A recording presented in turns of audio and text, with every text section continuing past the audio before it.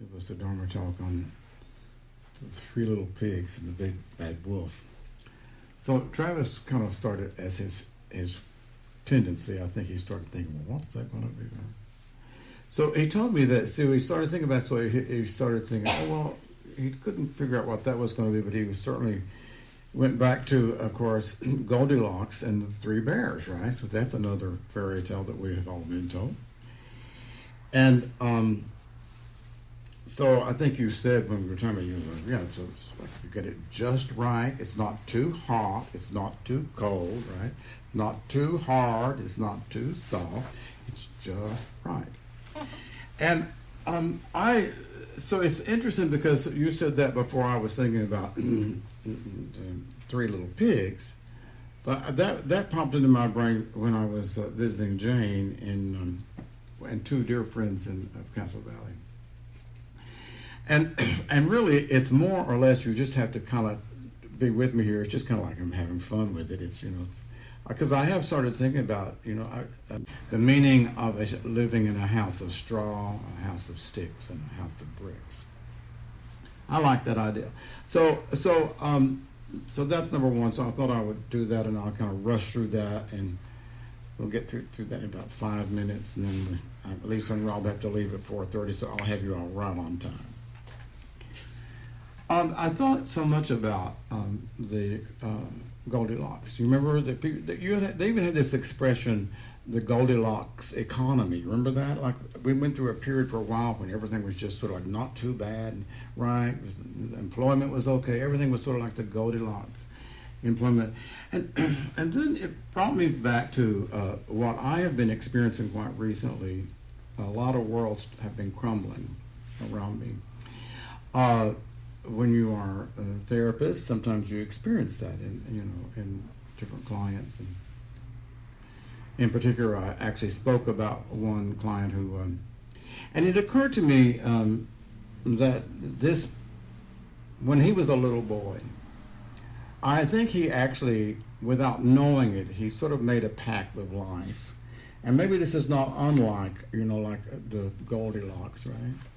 If I'm just do everything right, if I don't do anything wrong, and if I just live my life right, things will work out. Do you think many children have that idea? And in some ways, he actually even said to me, he says, I realized later on as he was growing older, like into his 20s, he said, I was even getting points. He said, I was piling up points, for doing, being really sort of perfect, living a perfect life. And if you knew this person, you kind of would say that about him. I mean, he just was, he's kind of, not in an unpleasant way, by the way, but just really kind of a perfect sort of way of approaching things, mindful, kind, giving.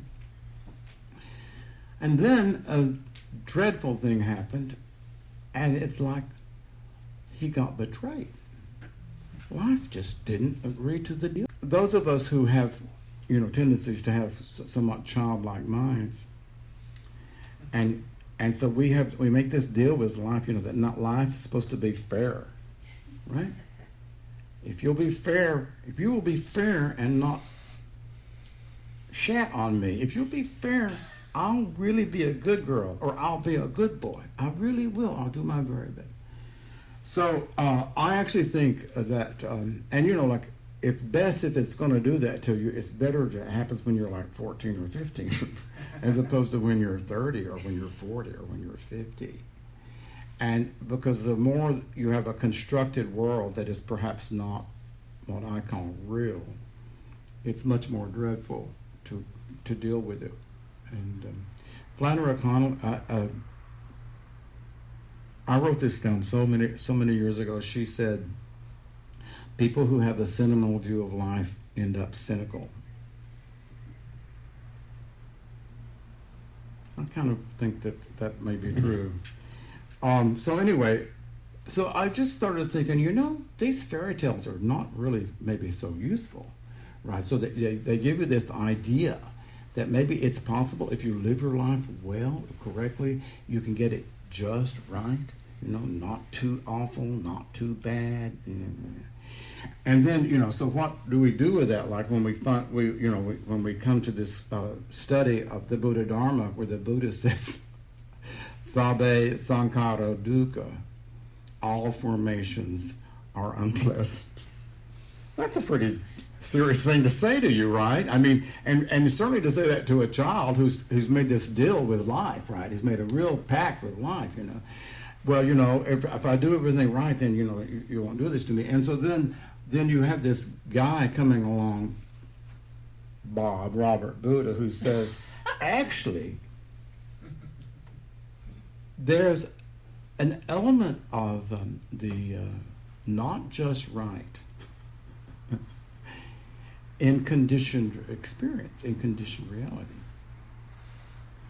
So I've said, to you all many times that Buddha is not for sissies. I don't know that it's for children either. So I'm going to read you this, so now we may not really get to the three little pigs, which is very sad, isn't it?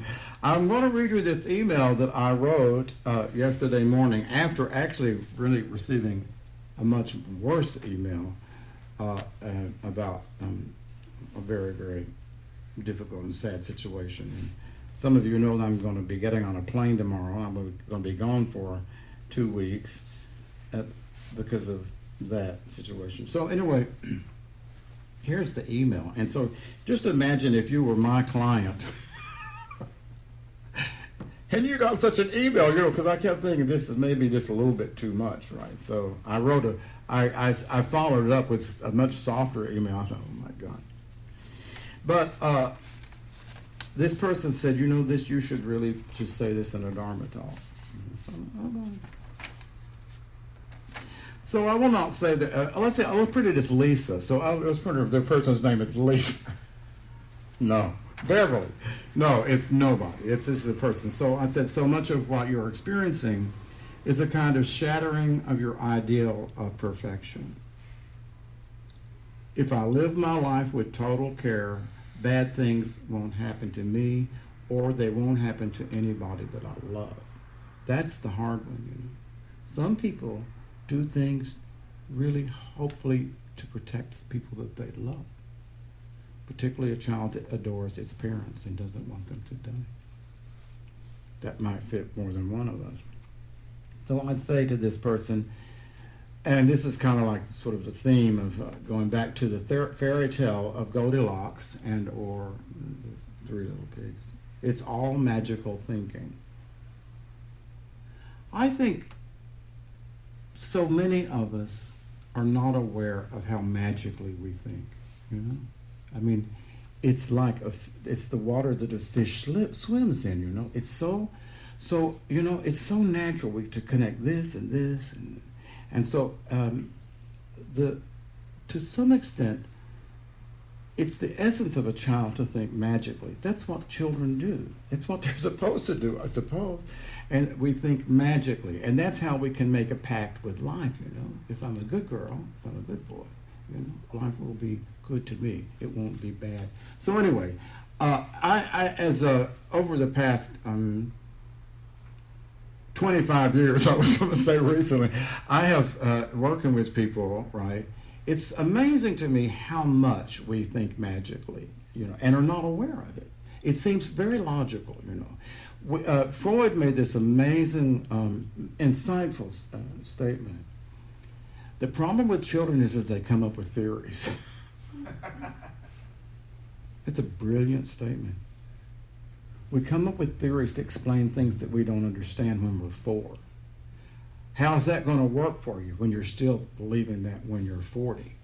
And yet the odds are, for most of us, the core of some of those beliefs that we established to explain things that were just inexplicable, or, they're still there. So that's enough of it. I'm already disgusted with this entire talk. I'm ready to leave. Okay, so here's what I said. So I said, it's all magical thinking. Life is not good. Life is not bad. It is not anything. It is just what it is. I said this to this person, and I remember this, because I remember years ago, you would be, like in his early 20s, you were fretting about life passing you by. And I remember sitting there 20 years ago listening to this person. You were fretting about life is passing me by. I'm not doing anything. I'm watching life passing by. And I didn't say it at the time, but as he said that, I had this picture of life with, a little cartoon character with the name Life on it just dancing. Because I thought, it's like, that's the way we, life is this little figure passing me by. Life is that. Life is outside. Life is not me. It's this thing passing me by. So I shared that with him. I think he'll forgive me. Life makes no deals with anyone. It does not reward good behavior. It does not punish bad behavior. It is not God sitting in judgment. Life just is. In fact, life is you. That's all it is. If you don't trust you, you won't trust life. If you don't love you, you won't love life. We are what makes life good. We are what makes life bad. And perhaps this is too overwhelming a responsibility on all of us, especially children, to know that it is up to us, that what life is what we make it. We may think we've made a deal with life, and then when shit happens, we feel it broke the deal. But it never made a deal with you in the first place. It was your need to create something that you could depend on. And now that things have fallen apart, you say you can't trust life.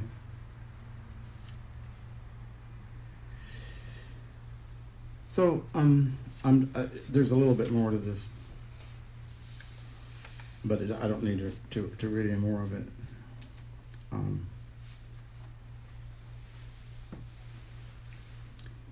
I think that we think that life is something outside of us. I think everybody does. Well, most of you all do. I don't. I think we think of life, life is this sort of thing that we project out. This is life, And it's very seldom that it occurs to us that this is life. This is life experiencing life. Right? And that's all it is. And the attitude that we have about it is an overlay onto what it is. Life is good, life is bad, life is fair, life is unfair, right? And so much of that, again, as I said, comes from when we were little children. So I think that these fairy tales are kind of dangerous, I have concluded, because I do think, unfortunately, they tend to develop a kind of a magical thinking. I wrote a song once, 40 years ago. I don't remember it. I kept trying to think of it during the sit, as opposed to being mindful. Right? I kept saying, "What the hell was that song?" And the title was "Don't Take Your Children to the Circus." Right? And I remember that, like I don't remember, but at the end of it, it did say something about teach your children to fall down. They have to learn how to fall down, and help them to get up, of course. But we have to teach them to fall down. We have to teach them that life is about falling down and then getting up. So this is why I have a kind of a beef about the Three Little Pigs. And so I'm going to dash through that. I'm doing quite well, by the way. That was only 5 minutes, right?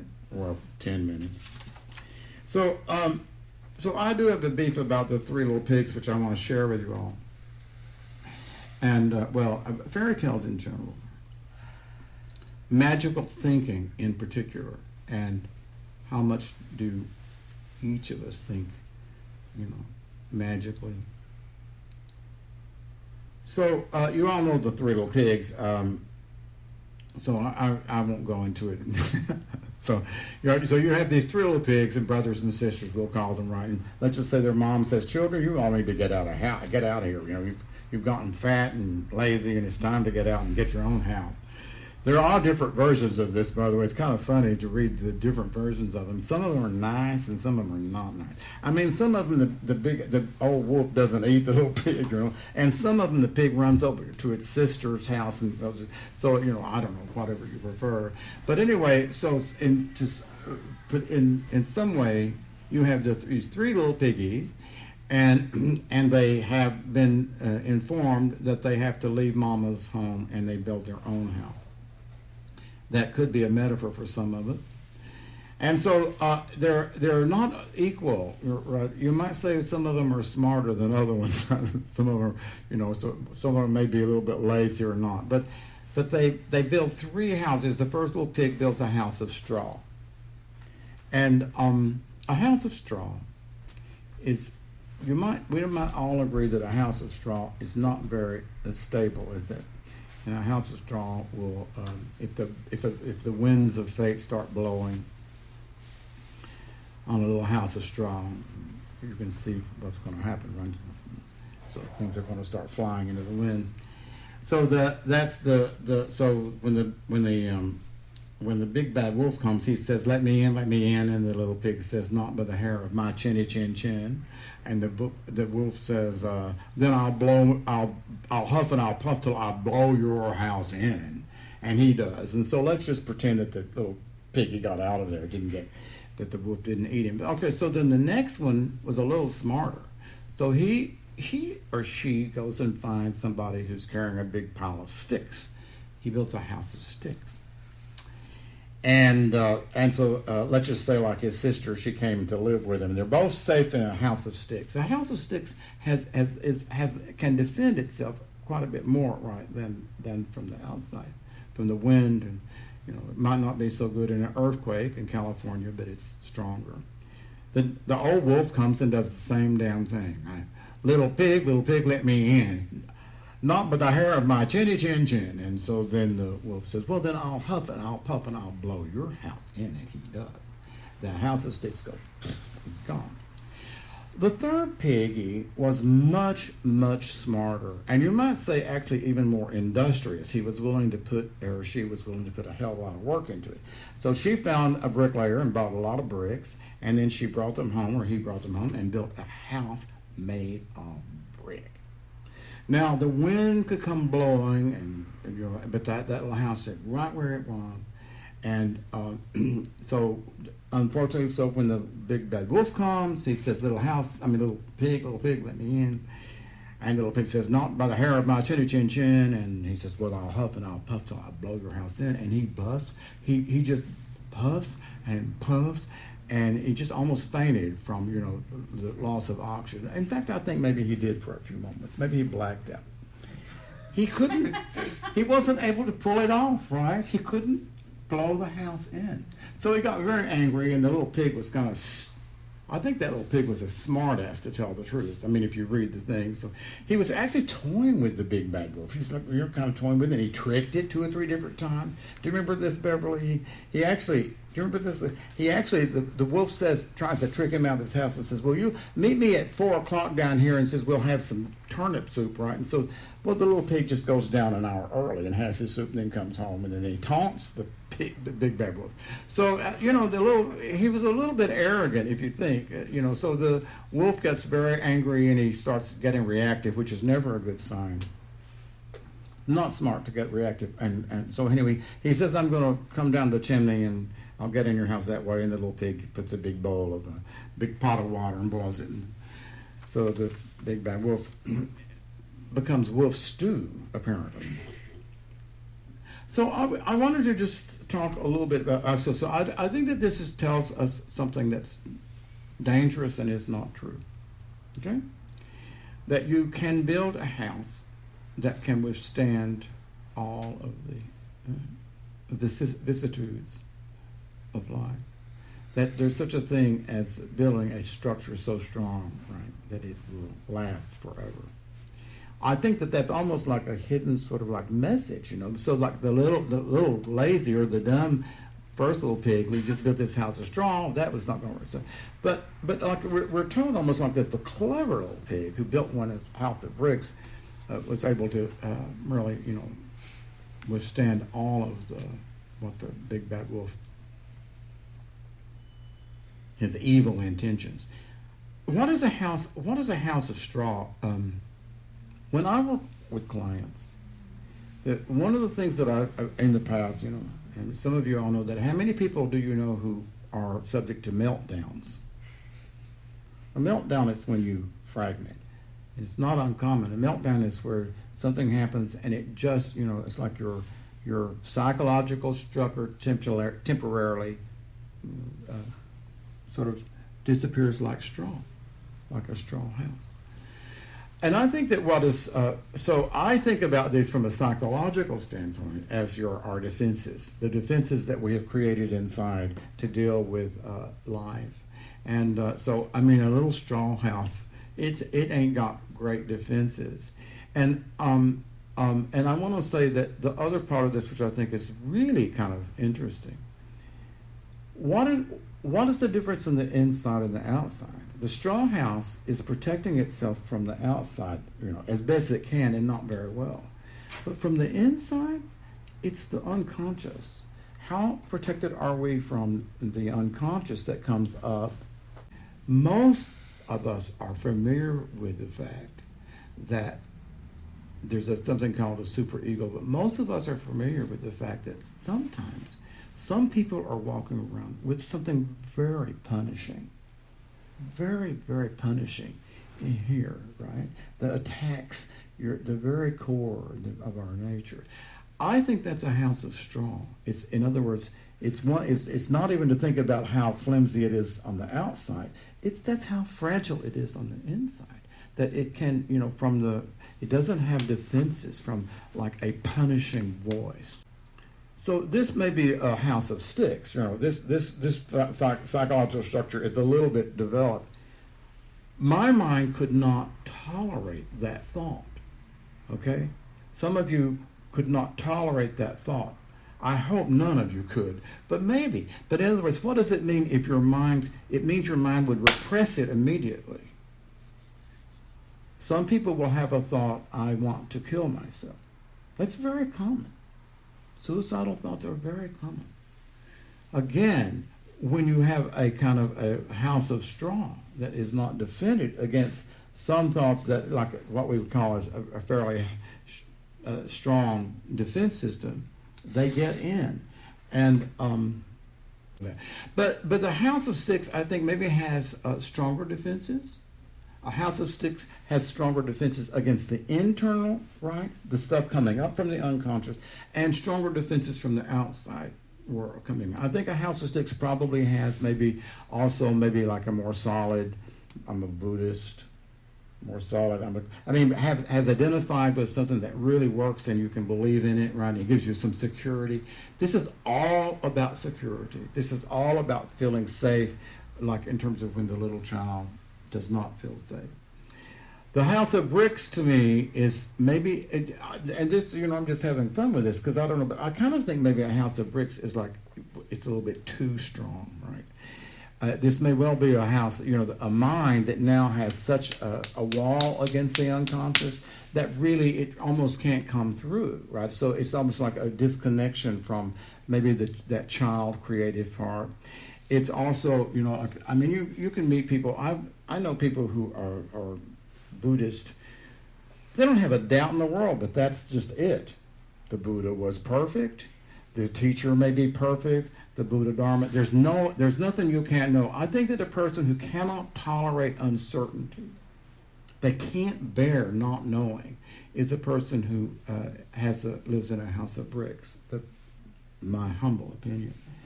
And they get on my last nerve, which probably means more than likely that's triggering some shadow part of this one that doesn't tolerate uncertainty either. But this is all about defense. So really, in other words, we all have. I think you're all getting this. When we talk about a house that we live in, we're actually talking about our psychological self. And what's it made of? Is it made of straw? Is it made of sticks? Is it made of bricks? And is it possible to live without a house? Is it possible to live, somehow not in the house. So my beef with the Three Little Pigs is that it does suggest to us that we can construct something that is so strong, right, that we are defended against the internal and the external. We're safe. And what do you do with the Buddha, again, going back to what he said, Sabbe Sankara Anicca. All formations are impermanent. Everything that comes together has to fall apart. Everything. Everything that you love. Everything that I love, right? It goes away. So so number one, it seems to me that somebody needs to tell those little piggies they need to figure out some other plan, something beyond, a house of straw, a house of sticks, and a house of bricks, some other plan. And so this is where I get in a great deal of trouble because now it's time to say something positive. So I just wanted to say, do you remember this? I love this basho. This is so beautiful. I think the original Japanese, I think as he said, he's my storehouse. But for the sake of the Three Little Pigs, we're going to call it my house of straws or sticks of it. He said, my house burned down, and I now have an unobstructed view of the moon. That's so beautiful. It's so beautiful. So to some extent, even a house of bricks, let alone a house of straw, but any house that we have gotten identified with as this is me, this is who I am, it's an obstructed view of the truth, of the moon. You can't see it if you're in a house that is somewhat separating you from truth. So I love that, and that's the first thing I was going to say about that. The second thing I was going to say, and so you all have heard this, and this is supposedly what the Buddha said when he was enlightened. This is supposedly, if we go back 2,500 years, I've always thought, you all know that I take this with a grain of salt. It's like people have written and written and written. He said, did this, and everybody had their agendas. Everybody had agendas about who they wanted the Buddha to be, and so they kind of did it that way. But it's just fine. So, I wonder what this is. Oh, yeah. This is not it. He said, supposedly. Do you know what this is, John? No. You will. You would have caught it. To himself, when he had for the first time an unobstructed view of the moon, which I think is a beautiful description of waking up. Right?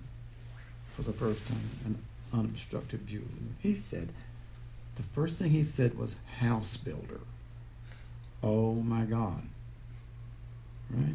This little part of us, since we were little, that has been, we started out with a house of straw, and that was not so smart, but there is this relentless need to build a house. We just can't stop, right? We'll build a house out of anything, right? We'll build a story, we'll build an interpretation. We just can't stop making a house, right, that we can live in. So he said to himself, house builder, I behold thee now.